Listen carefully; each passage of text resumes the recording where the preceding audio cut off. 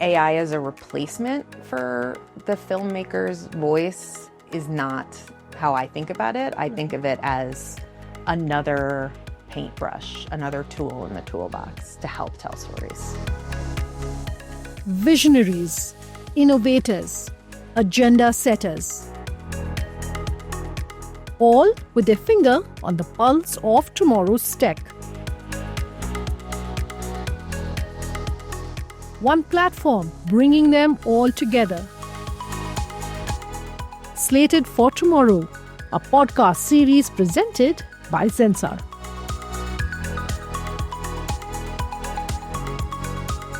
In today's episode, a conversation with the Chief Production Officer of Real Chemistry, Jill Landaker Grunes. Jill, so good having you here on Slated for Tomorrow, where we're talking all things technology, all things storytelling and narratives, and really what the marriage between the two is looking like. And I must admit, in my almost 2-decade career as a journalist, I've never had the privilege and the pleasure of speaking with a filmmaker and someone who's in the creative space. So it's really good chatting with you today. I want to start by talking about where you got started. Where really that initial bug, sort of bit you. Before we started, you were telling me your dad was an architect, so I would assume that it's not really something that, perhaps runs in your family. Curious to know where it started. Yeah, it all started in the theater. So I studied to be a theater director. I ran a small theater company in New York in my early 20s and had a moment, I think because theater had been the thing that was always available to me. It was in my high school. It was what I studied in college. And I realized that I had kind of missed the boat on filmmaking as the type of storytelling that could really reach people and had a lot more potential in that way. And so I made a shift in my mid-20s. I started working with an award-winning documentary filmmaker as his sort of in-house producer, did a ton of work in the advertising space as a way to keep the business going, and built my career there. So we did a lot of commercials, a lot of films, and cut my teeth on the road. Literally, I did a documentary for a trucking company that went to 22 states in 21 days across the US with a crew of 30 people, and really just dug in and had so much fun with that, which was great. And along the way, I started to realize that advertising was a great opportunity to take the business of filmmaking to the next level. And for me, I like a lot of variety in my life. And in the agency world, we get to do something different every day. And so as my production company grew and I started to develop relationships with agencies, I started to realize that there was an opportunity there. So I switched over to the agency side and started to work as both an agency producer, kind of solving all the different production challenges and making work for clients, and also building a team within the agency I was at that time to produce work for our clients in-house, which led me to 21 Grams, kind of at the height of the pandemic. And 21 Grams is the advertising arm of Real Chemistry. So once I had found my home there, I very quickly, with our chief creative officer, started to build our internal offering, which is now pretty substantial, close to 60 people at both producing and hiring vendors and doing that kind of traditional agency producing, but also directors, editors, animators, photographers, print production studio, all of that within the walls of our internal production company, which we call Room 42. Play on 21 Grams, 42 is double 21. In the Hitchhiker's Guide to the Galaxy, it's the answer to everything, right? So, 42. And production in any great agency is the answer to everything, right? So we always find a way to say yes. We always find a way to make things possible. And back to your original question, for me, that's always been at the core of it, is how do I find a way to tell the story? If whether that is as a filmmaker on the ground, getting the interview, having the conversation, or as the agency producer who's given a one-sentence idea on the back of a napkin and figuring out how to make it, how to produce it. You know, it's all part and parcel of the same thing, and it's always what I've loved. I just love making it happen. To eventually now, of course, you're the head of production at Real Chemistry. Yeah. You spoke about the business of storytelling. I'm going to come back to that. Yeah. But I want to go a little more into the art of storytelling. Yeah. You've done documentary films. I was looking at your website where you hosted some great, absolutely great films and stories. But of course, you know, you're also telling stories through advertising, and Yeah. the process in which one would approach a documentary film versus what, you know, how you would make an ad film Yeah. is very different, isn't it? So how do you sort of approach that? Yeah, I think the principles are the same. When I hire producers or when I meet new producers, I always ask them if they like puzzles, because I think telling a story is a lot like getting the pieces in the right place. You know, you know what you're trying to build and what piece needs to go where to make that happen. It's not that different. I think producing ads is sort of akin to executive producing a film. You're making sure that you bring all the right people and the right partners to bear to make the work possible. So it's a different way of thinking about it, and your hands are in it a little bit differently, but it is the same. You bring kind of the same passion to it and the same desire to put the pieces together. How do you go about the process of ideation, right? So for a documentary film, perhaps, you know, it's something that's, one would assume you are passionate about. But Yeah. for an ad film, the idea is coming from someone else. Yeah. Or at least the ask is coming Yeah, from no, someone. you're right. You're right. It is different in that way. The documentary filmmaking process was always about being able to identify the story. You know, it's not ideation in the same way that scripted film is, because you want to see, you meet the person, you meet the subject, you have the framework of, you know, we're going to tell the story of how you put a Broadway show up through the lens of the production of Annie that went up 12 years ago. You know, that doesn't exist in a vacuum. It's, you identify an opportunity to tell a story, and then you kind of pull at the pieces, the number of hours of interview to figure out, like, I knew there was something here, but here's what that thing is. You know, it's more of a discovery process versus when someone brings you an idea and you're figuring out how to make it happen. It's a slightly different skill set, but it all kind of adds up, and you feel the same pride at the end of the day when you tell the story. Sure. Yeah. What is also slightly different, I would assume, is the question of profitability or the commercial aspect that's attached to an ad versus perhaps a documentary film. Yeah. How does one balance creativity and storytelling with the commercial aspect of it? Yeah, I think, honestly, I actually think the business, being honest about the fact that advertising is a business is refreshing, because documentary filmmaking is also a business. You know, you have to find the funds to make the film, and you have to find the distributor, and you have to figure out how to make a living at this thing that you're doing, but nobody really says that part out loud. I think at least in advertising, we're honest about that, and we quantify it, and it makes it easier to deliver. It gives you a framework to work in, and that's always something that I've liked. I like having, like, the sandbox. I want to spend a little bit of time talking about technology and the changes that technology is really having as far as the storytelling process is concerned. Yeah. First off, friend or foe? AI. On what side of the argument? Great question. I think friend. Okay. Friend. Yeah. Okay, why? I think any tool that you can use to tell a story has value. You know, I think what we do with that is a different conversation. AI as a replacement for the filmmaker's voice and lens is not how I think about it. I think of it as another paintbrush, another tool in the toolbox to help tell stories.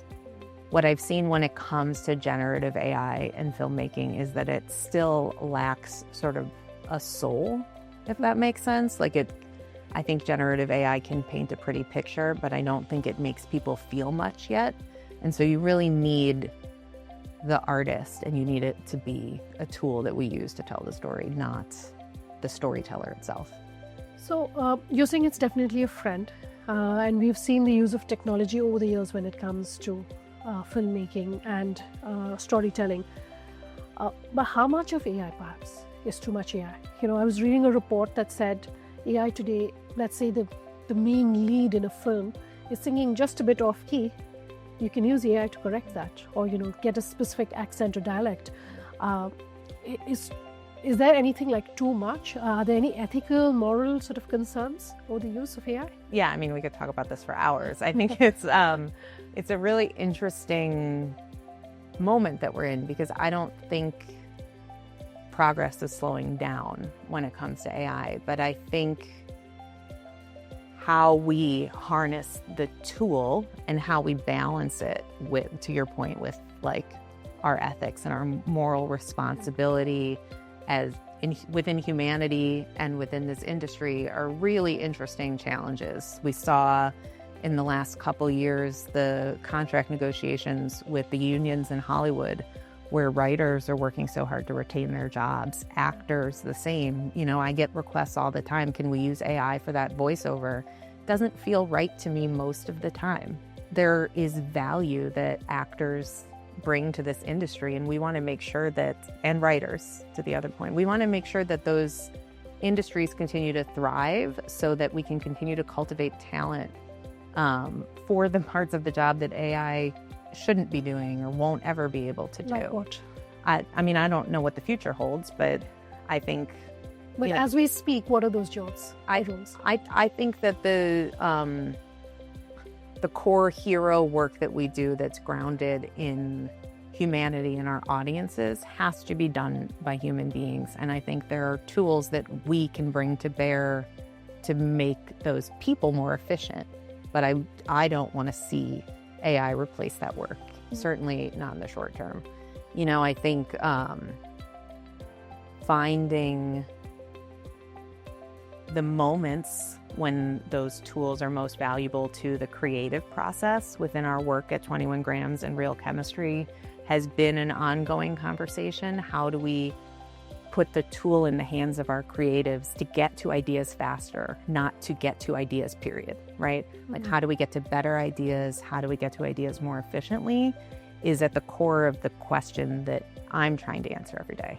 How do we deliver better for our clients in terms of the quality of the creative output, but retain what makes our work award-winning, what makes it connect to our audiences?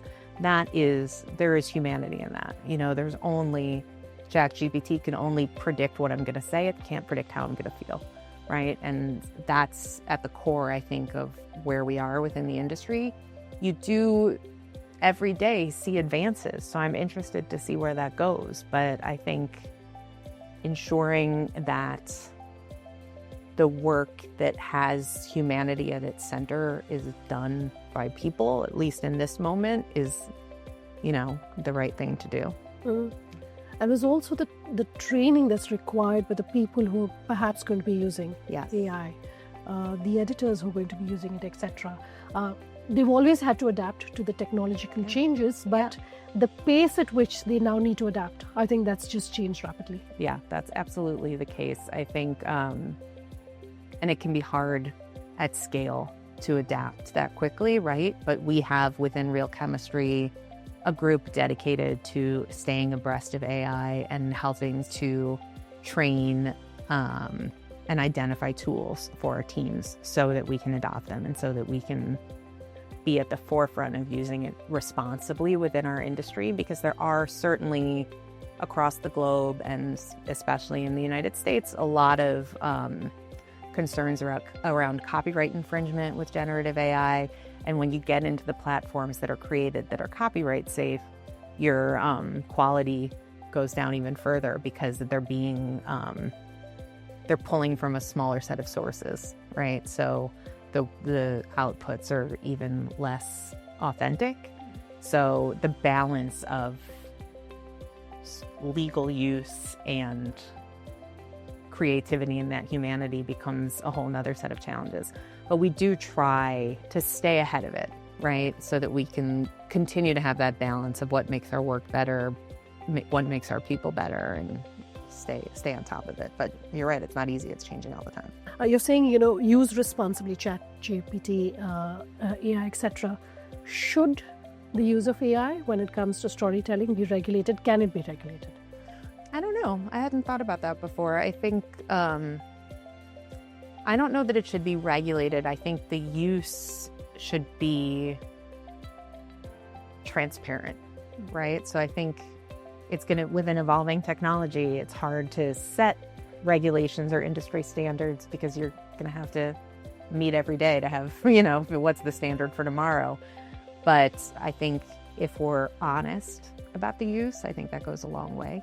Another thing that we've seen that has really exploded and has changed, of course, is that pretty much everyone and anyone with a smartphone these days is considered a creator, is considered someone in the content space, a storyteller. What does that mean for the quality of storytelling, as a craft? It's interesting. I think democratizing tools is a good thing because it improves craft over time because you have more users using things in different ways and figuring it out. I think from a business perspective, it can be really challenging for us because now our clients are coming to us and saying, why can't you just shoot that on an iPhone? And then it doesn't have to cost me anything. And it's like, well, it's not really how the world works, and here are the 10 reasons why. But it has created kind of this push and pull about the role of the filmmaker in the advertising process, right? If everybody's a filmmaker, why do I need to pay 6 figures for this film? It's a tough conversation to have, but... What's the number one reason that you get? Great question. I'm going to give you 2 reasons. I would say 1, because those Apple ads you see that say shot on an iPhone were still shot by professional filmmakers, and people don't realize that. So I always give that example. But the other is the same thing with AI. The camera's the tool. You need the voice and the vision and the perspective behind it. So sure, I can shoot it on an iPhone. It's not going to cost you that much less because you still need the voice that's going to tell the story. And to be honest, from a practical perspective, you still need to pay the talent. We're still going to need to light it. It's, shot on an iPhone just means we're using a different camera. And I think sometimes that's hard for people to understand. And sometimes you end up with a work stream where the democratization of content production is part of the way that you tell the story. We do on one of our biggest clients, we've won countless awards for a social media always on TikTok work stream that we have. And we do shoot that on iPhones, and we do it for a very low cost because that's where our audience is, and that's the kind of content that they expect to see on that platform. So sometimes shot on an iPhone is the right solution. It's just not always the solution. You're a filmmaker in an industry, at least looking in from the outside, seems to be dominated largely by men. Has your gender had any bearing on your journey, on the experiences that you've had? Yeah, I think a few different answers to that question.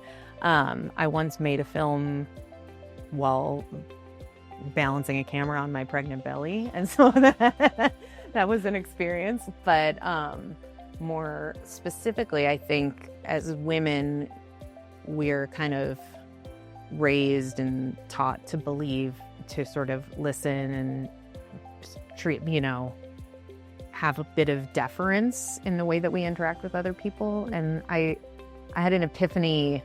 I don't know if I should say this on camera, but I'll say it anyway.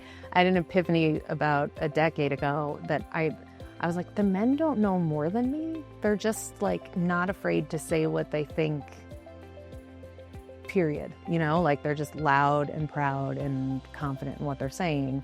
And so I kind of made a pivot for myself. I was, less apologetic in how I communicated, and it actually was a huge boon to my career, making that shift, not to operate more like a man, but to just like live in my own kind of perspective and not be afraid of it and not wait to speak has actually been a really positive transition for me. And I also have made a really conscious choice within Room 42 to make sure that we're really promoting women's voices, and that they can speak unapologetically. We have in our post-production team many female editors, which I'm really proud of, because that in particular is a area of filmmaking that's dominated by men.